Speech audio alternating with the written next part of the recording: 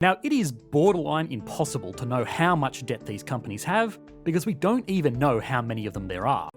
Now, to make matters worse, that still doesn't account for state-owned enterprises, which in China performs something of a dual function between a private firm that wants to return profits and a government department that will operate to achieve the goals set down to them by the party. For example, the China State Construction and Engineering Corporation is the largest construction company in the world with over $320 billion in revenue. It does make a profit, but it's owned by the Central People's Government, which means two things. For starters, it builds what the government wants it to build, from small local infrastructure projects all the way up to the multi-billion-dollar Beijing airport. These strategic developments also extend beyond the borders of the country as well. China State Construction and Engineering is involved in dozens of major construction projects with partner states, including the construction of an entirely new capital city in Egypt.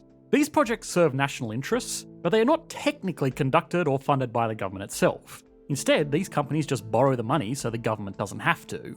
Now, it is borderline impossible to know how much debt these companies have because we don't even know how many of them there are. The China State Construction and Engineering Corporation is a massive and very high-profile example, but an investigation by Stanford University found that there are at least 391,000 fully state-owned firms in China, ranging from small civil operations all the way up to international banks. Beyond that, there are more than 1 million firms operating across the country with some level of state ownership. These state-owned enterprises are all highly leveraged and again, conservatively are the equivalent of $30 trillion in debt.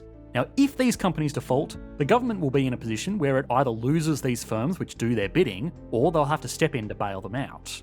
Either way, that means collectively, between all of the different vehicles that the Chinese government uses to perform services in the Chinese economy, its debt is over 300% of its GDP. And it gets worse than that. This is all assuming that Chinese GDP figures, as in the denominator down here, are actually reliable, which is debatable at best.